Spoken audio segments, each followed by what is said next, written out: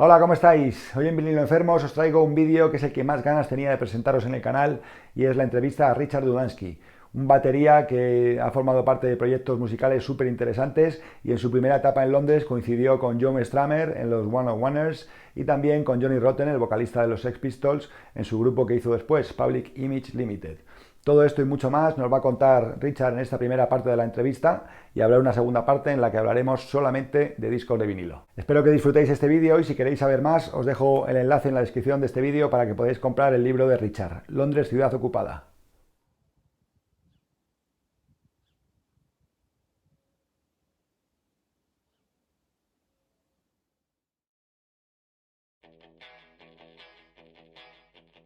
Hola, buenos días.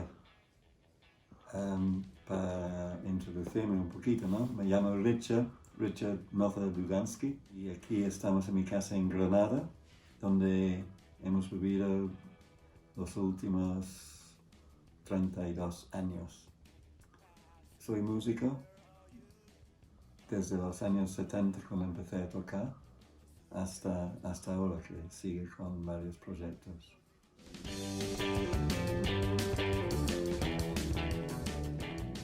Empecé a tocar bastante tarde en mi vida porque estuve estudiando zoología en la universidad. Había una casa, la Cupa, donde vivimos, donde había montado un grupo. No tenía nombre porque toda gente aprendiendo desde casi cero.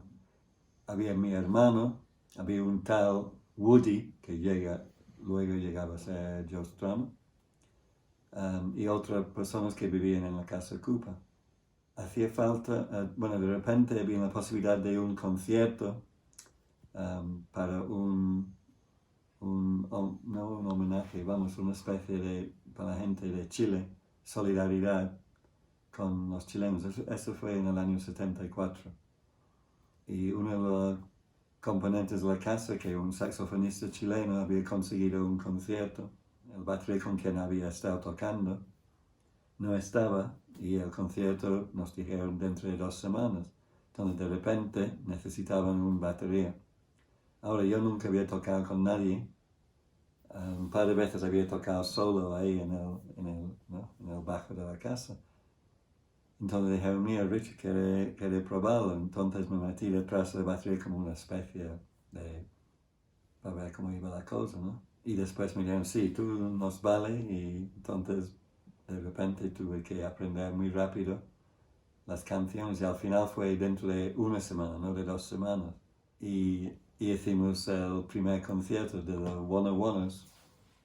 Se llamaba One of Oneers porque la casa de Cooper era el número 101, 101 de Walterton Road, esa calle del oeste de Londres, cerca de Notting Hill. Y eso fue mi primer concierto y luego realmente cuando empecé a tocar. Bueno, luego siguió la cosa y empezamos a tocar mucho. Había 2 años de una actividad frenética. Para mí fue unos años muy especiales en mi vida. Quizás lo más importante, no sé, pero con más cariño que tengo hacia estos años. Que fue unos 2 o 3 años básicamente viviendo en la casa Cupa. ¿Y por qué? Pues creo que ha habido una gran unidad entre nosotros, había mucha solidaridad entre la gente que vivía no solo en la casa pero en la calle, porque había grupos de zonas donde había mucha casa ocupa, y entonces había esa sensación de solidaridad, es la mejor palabra, ¿no? Era un momento de gran libertad, el hecho de que podemos vivir todo en una casa y hacer lo que queremos. Había, aparte de la música, mi mujer Esperanza estaba ya aprendiendo, haciendo clases de dibujo y de cerámica. Había fotógrafos, había gente que hicieron teatro. Era una situación muy creativa. Quizás por el hecho de que no tuvimos que pagar alquiler, ¿no? Nos daba la posibilidad de de seguir nuestros sueños sin el problema de ganar mucho dinero. Incluso con la comida, a veces fuimos a recoger después del mercado de Portobello, ¿no? Fin del día, a recoger lo que había dejado que era comestible. Y también había cafeterías de comunidad. Vamos, era posible vivir de una manera sin gastar mucho dinero. Entonces eso significaría dedicamos muchísimo tiempo a lo que queremos hacer, que era la música. Claro, como he dicho, yo había empezado a tocar, entonces hacía falta muchas horas de ensayo, tanto solo y con el grupo. Entonces sí, yo tengo muchísimos buenos recuerdos de este año. Y me pregunto también las cosas que no me echo de menos, pues muy pocas cosas. Lo único que me ocurre es la atención policíaca, se dice. Es que en ese momento si tú eres, ¿no? Un poquito, eso es contracultura. Si eres negro o joven con pelo largo, entonces, o lo que sea, ¿no? O vivía en estas casas, pues la policía tenía una brigada que se llama la Special Patrol Group, que fue una especie de patrol del inner city, ¿no? de las ciudades, que eran gente que normalmente estaba buscando problemas con nosotros. Y había bastante fricción en ese sentido. Lo único que me echo de menos de esa época.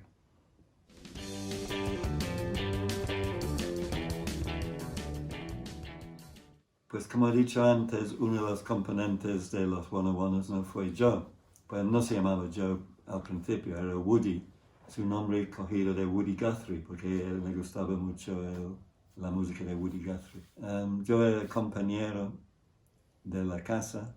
También tuvimos mucho vínculo, porque yo estaba saliendo con Esperanza, mi mujer, y yo estaba con su hermana Paloma. Entonces había mucha unidad, nosotros hicimos muchas cosas juntos, y aparte de lo que hicimos en el grupo. Y también él como cantante y guitarra rítmica y yo de batería, pues había mucha unión ahí. Pues yo, para mí, fue una persona muy especial, y creo que para mucha otra gente, ¿no? Después, que lo han conocido por sus canciones. Era un hombre muy, totalmente entregado en lo que estaba haciendo, pero también siempre tenía mucho interés en los demás. Y era muy cariñoso con la gente. El dinero no tenía importancia para él, para nada. La fama sí, era siempre un hombre con deseo del éxito y un poco del rock and roll stardom, ¿no? Eso sí. Pero cuando yo pienso de Joe, era de un tío simpático, carismático y buena persona.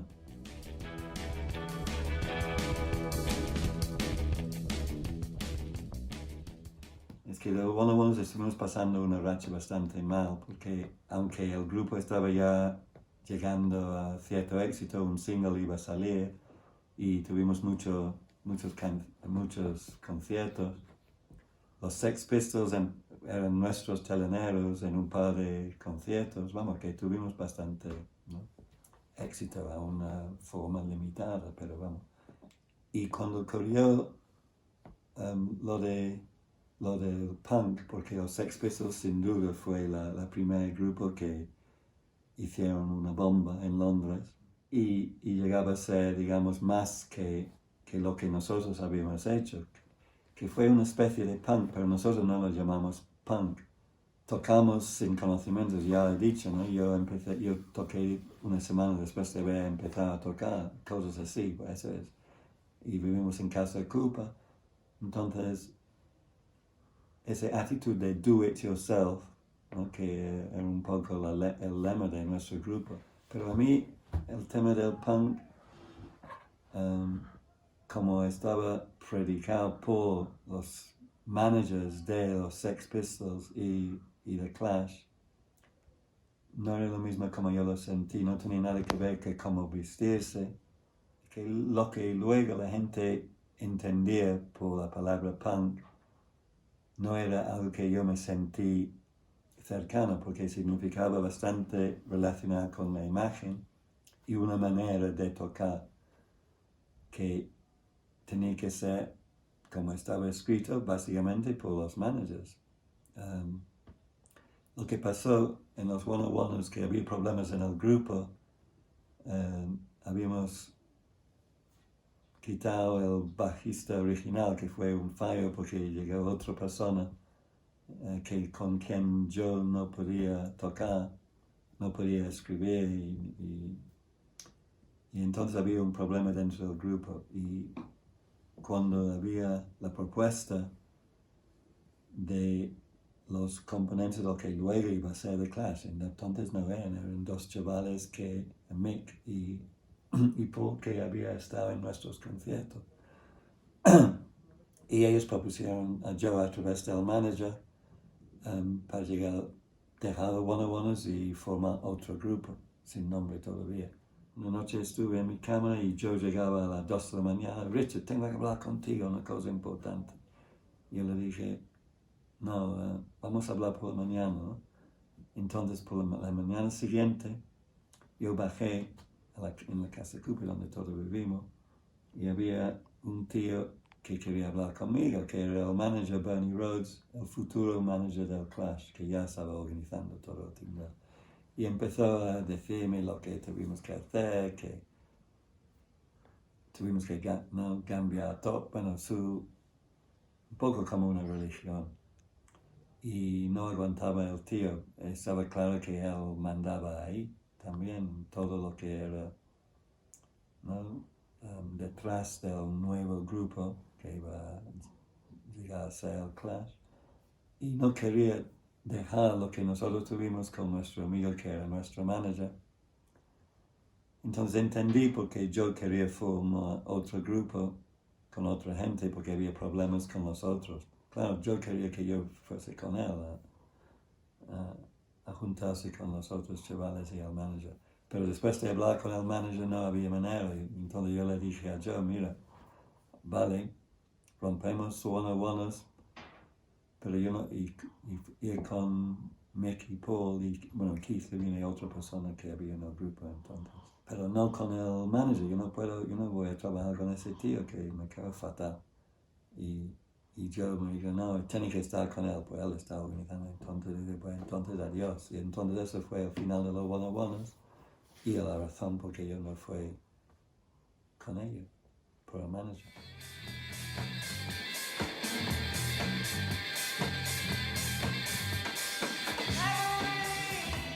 Sí, Public Image Limited al principio fue para mí, vamos, la banda perfecta para mí, porque primero no tenían en el tipo de música que quería hacer, era muy abierto a cualquier tipo de música, le gustaba mucho el funky, me llevaba muy bien con John, él le gustaba mucho la música folclórica irlandés o música medieval, vamos, que era un hombre con una amplia espectro de intereses musicales, que eso me gusta, yo también lo tengo. Y el grupo también, muy importante, era independiente, no tenía manager, genial, y también tenía una discografía detrás de él, porque en ese momento Johnny Rotten, bueno, fue el bête noir de la música popular británica, ¿no? Estamos hablando de 79 ya. Entonces, vamos, fue una gran desilusión porque hicimos un par de conciertos y nada más, había muy mala organización dentro, quizás el hecho de que no tenía manager, que era muy bueno, significaba que no había nadie organizando nada. Entonces, el problema realmente fue con Keith, el guitarrista, que fue un hombre muy creativo y no era el líder del grupo, el de la banda, ese fue Johnny, por supuesto, pero Keith musicalmente era la parte más creativa en el grupo. Y él estaba pasando muy mal con la droga dura en ese momento. Y yo tuve bastante encontronazos con él. llegó un momento, dije a John, mira, él tiene que ir o yo tengo que ir, no puedo estar con él, ese tío. Y entonces me fui. Yo sabía que este hombre era imprescindible en el grupo. Entonces, pues ya está, terminó mi andadura con Public Image.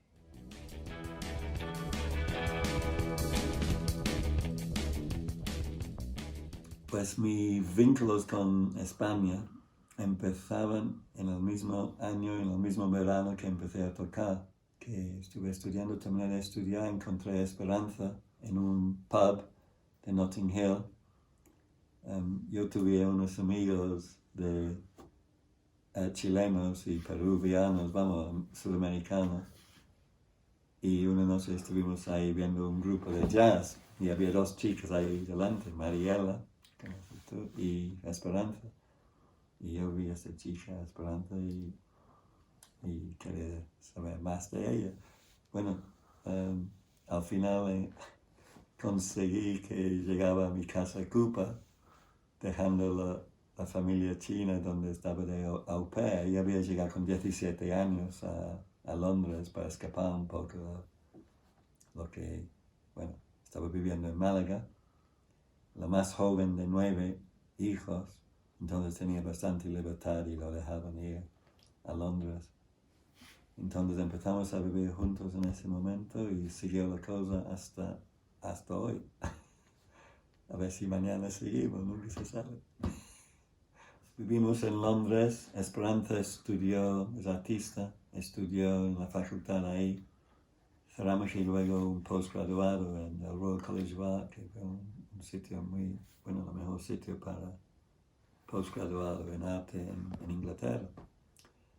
Estuvimos muy bien en Londres, pero ya estaba un poco harto de estar en una ciudad grande, básicamente.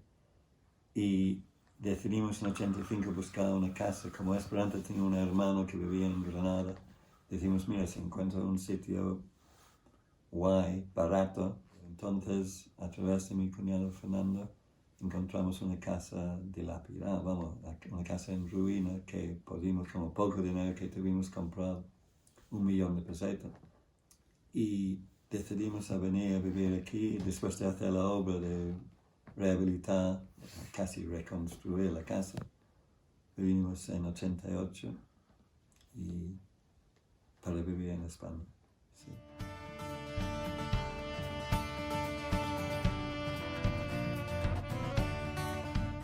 Al llegar aquí, claro, no tuve contactos musicales ni nada, pero pronto encontré con gente y empecé a tocar. Tuvimos un grupo que se llamaba Por Si las Moscas, con gente local aquí en Granada, que pasamos muy bien, tocamos bastante, sacamos un disco. Eso duraba 2 o 3 años. Luego toqué con un grupo marroquí, Aljaima, que eso fue muy interesante por los diferentes ritmos que tuve que emplear. Y luego pues empecé a tocar, es que no me acuerdo el año, pero encontré a Tom Lardner, un americano que también vive aquí cerca de Granada, y montamos un grupo que se llamaba el Doghouse. El empuje de ese grupo fue porque Joe Strummer había muerto y yo organicé dos conciertos de homenaje realmente para Joe, uno en Londres, la primera, y otro en Sacramento, aquí en Granada. En Londres quería hacerlo con los One Ones y otros grupos importantes de esa época, en un sitio en el barrio donde vivimos en Londres.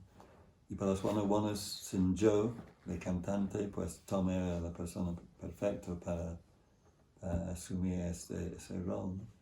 Y desde entonces pues hemos sacado 2 o 3, bueno, estamos en el proceso de sacar la tercera disco, álbum, no sé cómo lo vamos a hacer, primero digital, ojalá que podamos hacerlo con vinilo.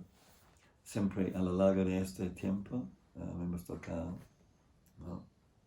mucho. Cuando hacía falta un bajista, mi hijo Guillermo mi hija Guillermo ha tocado batería desde cuando tenía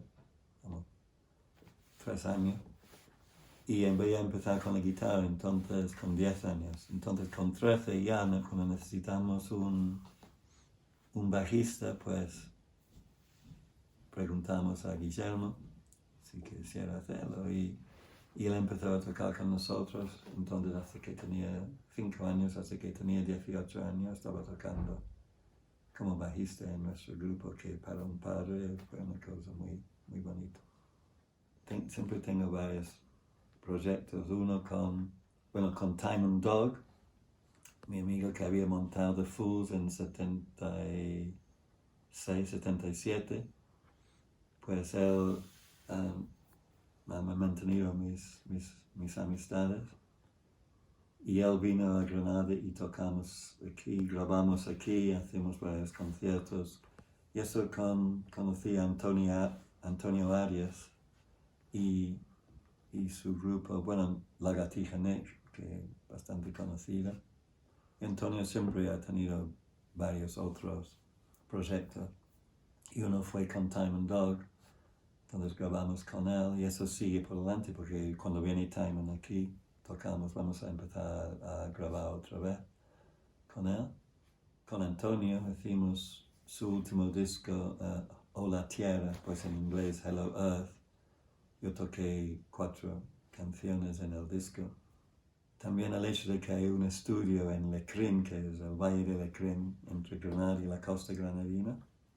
Hay un estudio que se llama Space Mountain, que es de un inglés que se llama Youth, que es un estudio fantástico y hemos grabado ahí. Y a veces Youth me llama para si hay alguien donde yo puedo aportar mi batería, haciendo una sesión o una cosa así. Entonces, mi último disco que sacamos se llama Unhappy Fly, que fue otro viejo amigo de los 70, en él tiene muchísimos Zentos Freiventos, es uno de los múltiples nombres que tiene. Para mí, un músico muy especial, también productor, y el primer disco de Unhappy Fly salió hace 1 año, 2 años en vinilo. Y hemos hecho varios conciertos en Londres y en Berlín. A ver cuando grabamos la próxima vez, porque la verdad es, me encanta tocar y hacer música con este señor. Jim Welton es su nombre.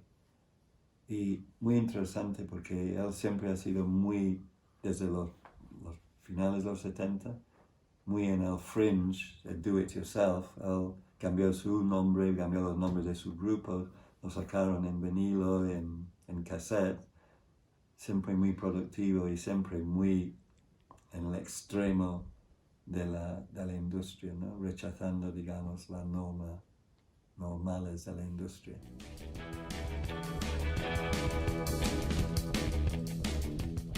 A partir de la muerte de Joe, casi todos los años hemos tocado el Doghouse en el bar de Joe, un bar en Escuyos, Cabo de Gata, con mucha fama porque era un sitio muy especial.